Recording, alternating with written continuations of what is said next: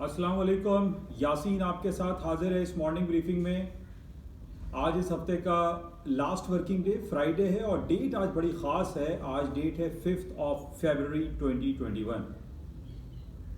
कुछ बातें करने से पहले आपसे रिक्वेस्ट कि प्लीज़ इस यूट्यूब चैनल को आप लाइक करें, शेयर करें और सब्सक्राइब करें विद बेल आइकन, ताकि ये उर्दू सहल अंदाज में कुछ बातें होती हैं, कुछ मार्केट वॉच होती है और ग्लोबल स्टॉक के बारे में बात किया जाता है ख़ास तौर पे, और उसके साथ साथ हम पाकिस्तानी स्टॉक मार्केट को भी चेक करते हैं कि मार्केट किन टेक्निकलिटीज़ पे और किन खबरों पर मूव कर रही है। तो बहरहाल आज है 5 फरवरी। आज तारीख है यौम यकजहती कश्मीर, कश्मीर सॉलिडेरिटी डे। हम ये देख रहे हैं कि पिछले 70 सालों से ज़्यादा हो चुका है पाकिस्तान की तख्लीक को। पाकिस्तान मारज़ वजूद में आया 14 अगस्त 1947 में, लेकिन उसके बाद से आज तक तकरीबन मोर देन 70 ईयर्स, 73 ईयर्स हमें आज़ाद हुए हुए हो चुके हैं, लेकिन हमारा लख्त जिगर, हमारी शहरक कश्मीर अब तक आज़ाद ना हो सका। एक तरफ हमारा आज़ाद कश्मीर है और दूसरी तरफ हम इंडिया ने जिस पर कब्जा किया हुआ है, जिसको हम मकबूजा कश्मीर कहते हैं या ऑक्युपाइड कश्मीर। हम पिछले 70 सालों से ज़्यादा यानी 7-8 दिहाइयों से ये देख रहे हैं वहाँ पे कश्मीरी अवाम लड़ रहे हैं, मर रहे हैं, कट रहे हैं, लेकिन हम ये देख रहे हैं कि दुनिया की जो सबसे बड़ी एक प्लेटफॉर्म है, यानी जिसको हम यूनाइटेड नेशन अक़वाम मुत्तहदा कहते हैं, अक़वाम मुत्तहदा क्या कर रही है? क्या वो सिर्फ ये काम कर रही है कि जो लोग बीमार हैं या बच्चों को पोलियो के कतरे पिलाने के लिए अक़वाम मुत्तहदा सिर्फ इसलिए रह गई है? अक़वाम मुत्तहदा का क्या ये काम नहीं है कि पूरी दुनिया में जहाँ जहाँ एट्रॉसिटीज़ हो रही हैं, केओस है, एनार्की है, जबर का काम हो रहा है, जबर से जुल्म और ज़्यादतियाँ हो रही हैं, उसको चेक करना क्या यूनाइटेड नेशन का काम नहीं? हम यही देख रहे हैं कि पिछले 70-80 सालों से यही सूरत हाल फ़लस्तीन की अवाम के ऊपर हो रही है, यही जुल्म और जबर और ज़्यादती जो है कश्मीरी अवाम के ऊपर हो रही है। क्या अक़वाम मुत्तहदा का काम ये नहीं कि जनाब वहाँ पे प्लेबिसाइड करा जाए, वहाँ पर हक़ राय दही का इस्तेमाल करवाया जाए, या जिन लोगों ने उसके ऊपर कब्जा किया हुआ है उनको हटाया जाए, उनको आज़ादी दिलवाई जाए? हम ये देख रहे हैं कि अक़वाम मुत्तहदा पिछले 70-80 सालों से वो काम नहीं कर पा रही है जिसके एक आम आदमी, एक वो जुल्म और जबर के शिकंजे में जो जकड़ा हुआ है, वो फंसा हुआ है, उसको आज़ादी दिलाने के हवाले से अक़वाम मुत्तहदा बिल्कुल काम नहीं कर रही है। आज हम यही देख रहे हैं कि अक़वाम मुत्तहदा का सिर्फ काम यही रह गया है कि वो बच्चों को पोलियो के कतरे पिलाने के लिए दुनिया के बड़े बड़े जो सेलिब्रिटीज़ होती हैं उनको अपॉइंट कर लिया जाता है और ये कहा जाता है कि जनाब ये जो है फला मेडिकल हेल्थ केयर के हवाले से काम करेंगे, या जो प्रॉब्लम्स हो रही हैं बच्चों में या जो ब्लड की प्रॉब्लम्स होती हैं डिफरेंट लोगों में, उनके हवाले से काम कर रहा है। यूनेस्को काम कर रहा है, यूनिसेफ काम कर रहा है, लेकिन हम वर्ल्ड हेल्थ ऑर्गेनाइजेशन उसके अंडर में काम कर रहा है, उसके ऊपर भी बहुत सारे सवालिया निशान हैं। लेकिन सबसे बड़ी जो जिम्मेदारी अक़वाम मुत्तहदा के ऊपर बनती है कि जिन इलाकों में पूरी दुनिया में जुल्म और जबर और तकलीफ वाले काम हो रहे हैं उनको आज़ादी दिलवाई जाए, हक़ राय दही का इस्तेमाल करवाया जाए, ताकि वो तमाम इलाके भी आज़ादी हासिल कर सकें और वो एक आज़ाद फ़िज़ा में सांस ले सकें वहाँ के लोग। और जिस तरीके से हम पिछले 70-80 सालों से देख रहे हैं कि हमारे कश्मीर के अंदर बहुत ज़्यादा जुल्म हो रहा है, लाखों लोग वहाँ पर शहीद हो चुके हैं, लेकिन अक़वाम मुत्तहदा खामोश दिखाई देती है। बहरहाल आज हम सॉलिडेरिटी डे मना रहे हैं, सेलिब्रेट कर रहे हैं। स्कूल, कॉलेज, दफातर, बैंक सब बंद पड़े हुए हैं और हम ये चाहते हैं कि कश्मीर को भी वो मुकाम हासिल हो जो एक आम आदमी को आज़ाद मुल्क में रहने की जो सहूलतें मुयस्सर हैं वो कश्मीरी अवाम हैं या फ़लस्तीनी अवाम हैं, उनको भी ये हक़ मिलना चाहिए। बहरहाल और कुछ बातें मार्केट के हवाले से करते हैं। कल आपके सामने ये सिलसिला जो पिछले काफ़ी अरसे से मैं आपसे बयान करता चला आ रहा हूँ कि अमेरिका और दुनिया भर की स्टॉक मार्केटों में जो तेज़ी का रुझान है वो मुस्तकिल बरकरार है। और कल रात हमारे सामने यही हमने देखा कि अमेरिका की जो स्ट्रीम लाइन इंडेक्स हैं यानी S&P, डाउ जोन्स, नैस्डैक, खासकर S&P ने अपनी नई तारीखें रकम कर दी। आज सुबह ही सुबह हमने देखा कि अमेरिका की स्टॉक मार्केट के के जो फ्यूचर्स ट्रेड होते हैं, खासकर S&P, वो तारीख की बुलंद तरीन सतहों को क्रॉस करती चली जा रही है और नई तारीखें रकम करती चली जा रही हैं। इन तमाम जो वजूहात हैं, हम ये देख रहे हैं कि अमेरिका में जो पिछले काफ़ी अरसे से मैं आपसे बता रहा हूँ कि जिस तरीके से पूरी दुनिया में और ख़ास तौर पे अमेरिका है, यूरोप के कई कंट्रीज़ हैं जहाँ पर शरह सूद जो है उनके सेंट्रल बैंक का वो 0 दर्जात पर है या मनफी दर्जात पर है, जिसकी वजह से एक पोटेंशियल इंजेक्शन आ जाता है स्टॉक मार्केट में और लोग रादर देन के वो बैंकों में सिर्फ अपनी आइडल मनी को रखें, वो स्टॉक मार्केट में या वो हाउसिंग सेक्टर में या वो बॉन्ड मार्केट में या different other commodities rather than banks में वो इन्वेस्ट करते हैं और वहां से पैसा गेन करने की कोशिश करते हैं। और यही वजह हमें दिखाई दे रही है कि पूरी दुनिया की स्टॉक मार्केटों में जो पोटेंशियलिटी का इंजेक्शन इस वक्त मौजूद है, उसकी बुनियादी वजह यही है कि इस वक्त ज्यादातर ममालिक में, पाकिस्तान को हम छोड़कर बात कर सकते हैं, इंटरेस्ट रेट 0 है, 0 दर्जात पर है या मनफी दर्जात पर है।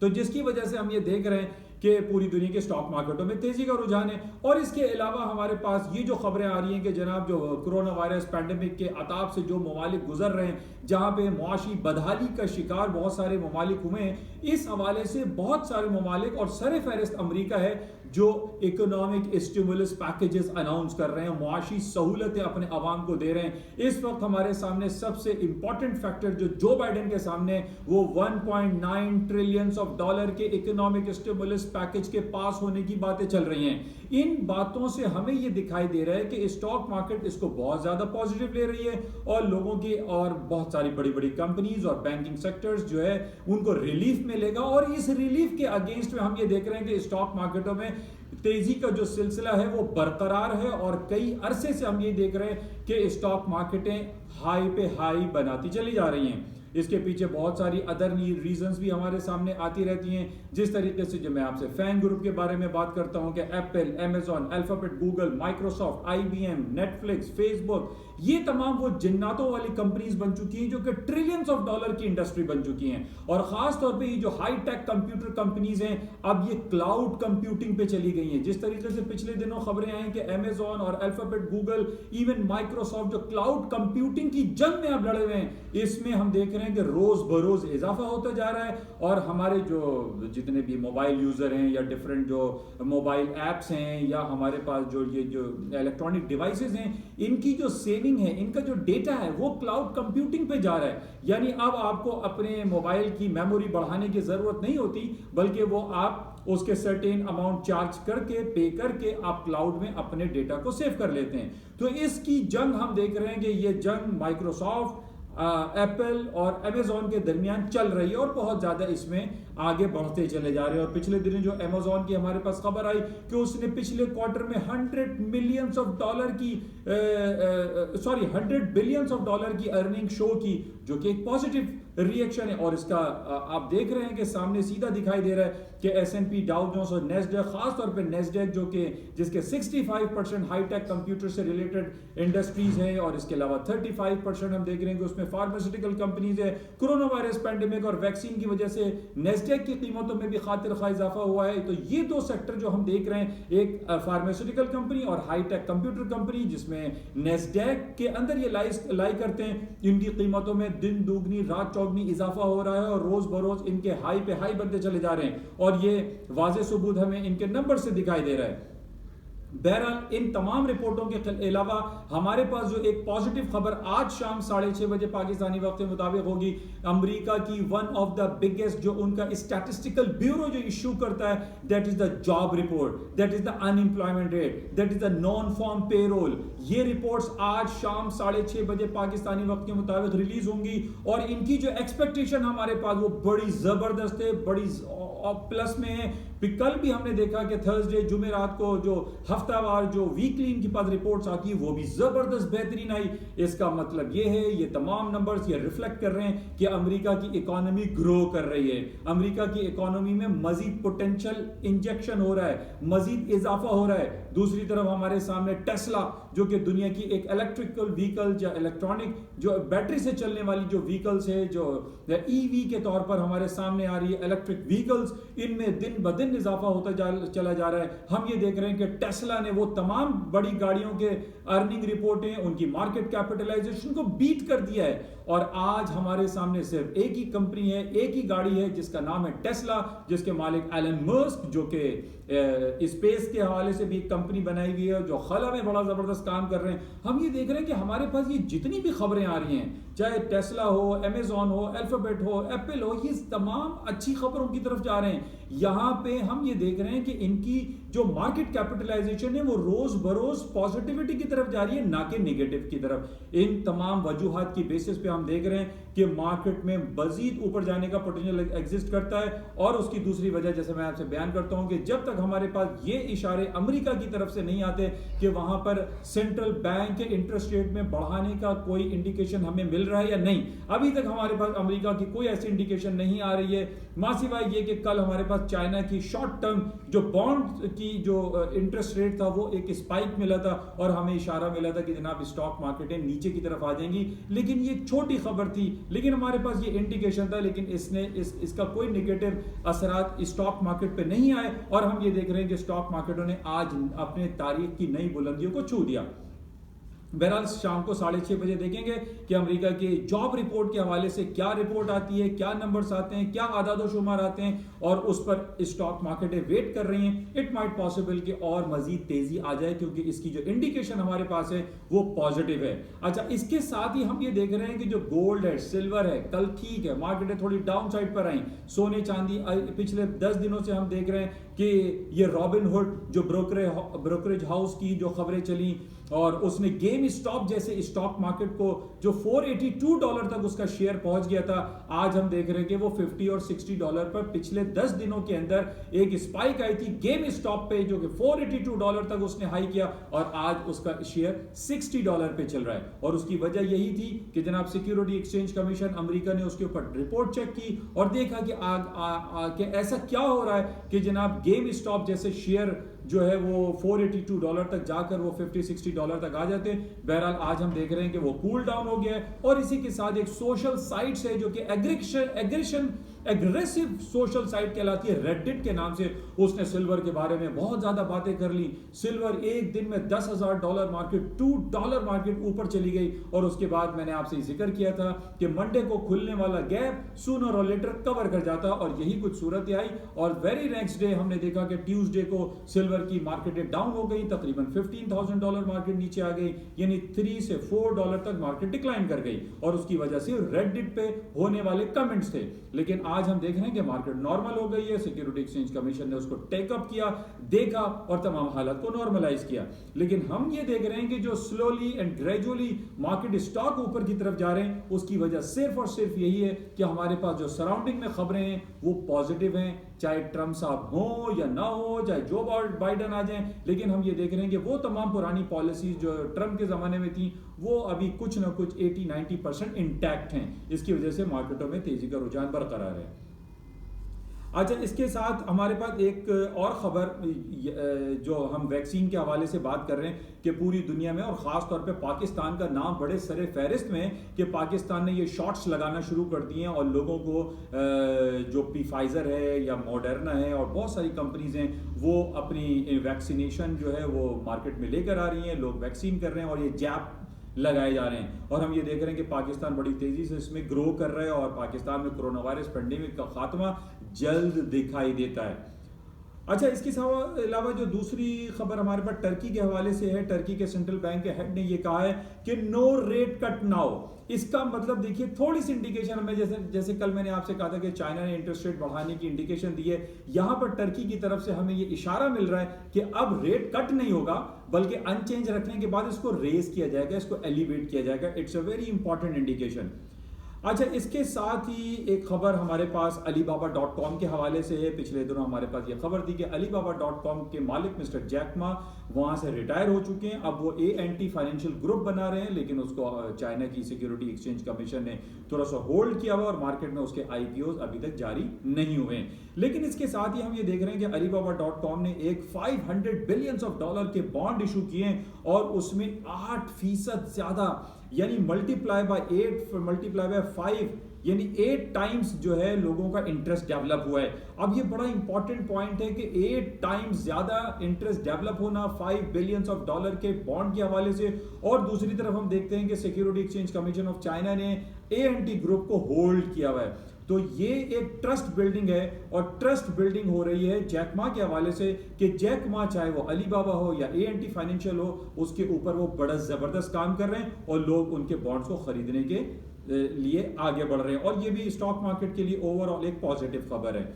तो ये सारे जो कंपाइल हम करते हैं तमाम खबरों को, हम ये देखते हैं कि इन बेसिस पे मार्केटें ऊपर की तरफ जा रही हैं। अच्छा, गोल्ड की कीमत जो कि कल इसने 1784 का लो किया था, मैंने कुछ अपनी प्लेटफॉर्म पे ये आपसे कहा था कि 1780 is a very important level है और मार्केट वहां पे बाय कर सकते हैं। बहरहाल 1784 से मार्केट ऊपर की तरफ गई। इस वक्त हम देख रहे हैं कि 1810 1810 पे मार्केट आ चुकी है और ये पोटेंशियल एग्जिस्ट करता है। मैं आपसे कई बार ये बात कर चुका हूं कि डिप जहां मिले गोल्ड को आप बाय करने की कोशिश करें। बहरहाल इसका 1830 का वेरी इंपॉर्टेंट सपोर्टिंग लेवल था।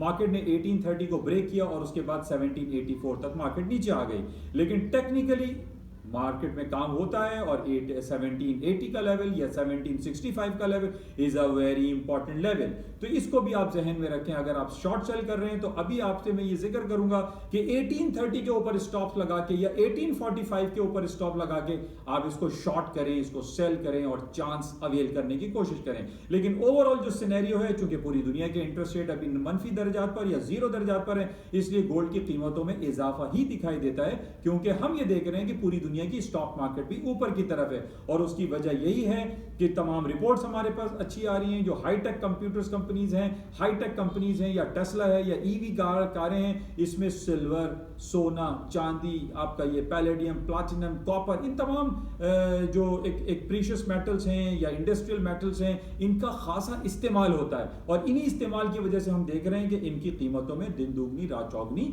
इजाफा हो रहा है और सोने और चांदी की कीमतों में भी मजीद इजाफा मुमकिन है। अच्छा, इसके अलावा कुछ बातें हम तेल की कर लेते हैं। तेल के हवाले से मैं तो पिछले 8-10 महीने से अब से ये कहता रहा कि जनाब $44 का बैरियर टूटेगा तो तेल की कीमतों में इजाफा हो जाएगा, और यही कुछ हुआ। और जब हमने ये देखा कि 44 का बैरियर टूटा तो उस वक्त हमारे पास ये खबर आई कि जनाब मुत्तहिदा अरब इमारात ने इसराइल की इंटेग्रिटी को एक्सेप्ट कर लिया है। उसके बाद हमारे पास बहरीन की खबर आई, लेबनान की खबर आई, हमारे पास मराकश की खबर आई कि ये तमाम ममालिक इसराइल की इंटेग्रिटी को एक्सेप्ट करते चले जा रहे हैं। अब सऊदी अरब पे लोगों की नजरें पड़ी हुई थी। अब सऊदी अरब के ऊपर यह था कि जनाब वो अगर इसराइल को एक्सेप्ट नहीं करता तो तेल की कीमतें नीचे की तरफ रहेंगी, तेल की कीमतें $44 से नीचे रहेंगी। लेकिन हमने ये देखा कि जैसे ये दूसरे अदर ममालिक जो इस्लामिक ममालिक हैं वो इसराइल को एक्सेप्ट करते चले गए, और जाहिर है इनके पीछे सऊदी अरब की ईमा ही होती है, और जनाब तेल की कीमतों में इजाफा होता चला गया, क्योंकि सऊदी अरब इंटरनली इसराइल को कबूलता हुआ दिखाई हमें दे रहा है। अच्छा, आज हमारे पास एक प्रेशर बिल्डिंग दिखाई दी है। जो बाइडेन साहब ने ये कहा है कि बड़ी इंपॉर्टेंट खबर है, इसको समझने की जरूरत है। जो बाइडेन साहब ने कहा है कि हम सऊदी अरब का अब साथ नहीं देंगे यमन वॉर के हवाले से। देखिए, ये पॉइंट बड़ा समझने की जरूरत ये है कि अमेरिका ने प्रेशर दे दिया सऊदी अरब का कि मियां तुम फौरन इसराइल को एक्सेप्ट करो, अदरवाइज हम यमन से वापस जा रहे हैं और यमन में हम तुम्हारी मदद नहीं करेंगे। अच्छा, अब इस मुकाम पर जब ये जो बाइडेन साहब ये बात करते हैं तो पाकिस्तान की अहमियत सऊदी अरब की नजरों में बहुत ज्यादा बढ़ जाती है। हमने ये देखा है कि पिछले 60-70 सालों से सऊदी अरब और पाकिस्तान एक दूसरे के बहुत करीब रहे हैं, और यही वजह है कि जब अमेरिका सऊदी अरब के ऊपर से हाथ उठाता है तो सऊदी अरब पाकिस्तान के पास ही आता है, पाकिस्तान से फौजी मदद मांगता है और पाकिस्तान अपनी फ़ौजें उसमें बैठाने की कोशिश करता है और डिफरेंट सर्टेन जो रिजर्वेशंस होती हैं उनको सॉल्व करने के बाद। लेकिन यमन भी एक मुस्लिम कंट्री है, यमन भी हमारा दोस्त है, सऊदी अरब भी हमारा दोस्त है, तो कुछ ऐसी बीच की बातें करने की कोशिश की जाती हैं कि पाकिस्तान की दोस्ती यमन से भी बरकरार रहे और सऊदी अरब से भी बरकरार रहे। लेकिन बहरहाल ये जो कमेंट आया है कि जो बाइडेन ने कहा है कि हम यमन के हवाले से सऊदी अरब की अब मदद नहीं करेंगे, ये पाकिस्तान को कैश करने की ज़रूरत है, पाकिस्तान को इसको क्लोजली वॉच करना चाहिए। बहरहाल और जो कुछ रहेगा वो खबर देखेंगे, लेकिन तेल की कीमतें ऊपर की तरफ इसी वजह से जा रही हैं कि सऊदी अरब इंटरनली इसराइल को एक्सेप्ट कर चुका है। अगर ये जो खबर हमारे पास आई है जो बाइडेन की यमन के हवाले से, अदरवाइज तेल की कीमतें नीचे भी जा सकती हैं और फिर वही $44 तक टच कर सकती हैं, बिकॉज के सऊदी अरब इस बात पर एक्सेप्ट नहीं करेगा कि वो ग्लोबली इसराइल को एक्सेप्ट करे या ना करे। बहरहाल इस पॉइंट को आप देखिएगा और ख़ुद भी समझने की कोशिश करें कि what is happening behind this all scenes के सऊदी अरब और इसराइल और यमन के हवाले से और अमेरिका क्या बातें कर रहा है। तो बहरहाल ये इंपॉर्टेंट कुछ खबरें थी और कल हमारे पास एक बड़ा एक संगीनी मसला मैं कह सकता हूँ कि पाकिस्तान के कौमी असम्बली में ये इजलास हो रहा था कि जनाब एक ओपन बैलेट सेनेट के इंतखाबात में होना चाहिए या नहीं होना चाहिए। तो हमारी अपोजिशन पार्टी जिसमें नून लीग है और पीपल्स पार्टी है या मौलाना फजलुर रहमान की पार्टी है, वो ये कहते हैं कि ओपन बैलेट नहीं होना चाहिए, कि लोगों को ना पता चले कि जनाब हम किसको वोट डाल रहे हैं। ये I think it is a very sensitive issue है और इसको टेकअप करना चाहिए प्रॉपरली, हमारी अदालत को भी देखना चाहिए, हमारे जो बड़े बड़े जो हमारे MNAs MPAs हैं उनको भी देखना चाहिए कि ओपन बैलेट वाकई में होना चाहिए या नहीं होना चाहिए। और जहाँ तक मेरा अपना एक पर्सनल व्यू है तो आई सपोज कि ओपन बैलेट करने में कोई ऐसा मुज़ायका नहीं है, इसमें ये पता चल जाता है कि कौन शख्स किसको वोट डाल रहा है, इसमें इबहम या गड़बड़ मुझे तो दिखाई नहीं देती। बहरहाल ये हमारी अपोजिशन है, उनको भी इन बातों को समझना चाहिए। बहरहाल इसको देखते हैं। ये कुछ बातें थी आपके साथ शेयर की गई। आज Karachi stock exchange, Pakistani stock exchange बंद है। कश्मीर सॉलिडारिटी डे की वजह से पाकिस्तान में एक आम तातील मनाई जा रही है और हमारी दुआ है कि जल्द अज जल्द कश्मीर का मसला हल हो और अक़वाम मुत्तहिदा अपनी जिम्मेदारियों को भरपूर तरीके से मनाने की कोशिश करे। थैंक यू, खुदा हाफ़िज़।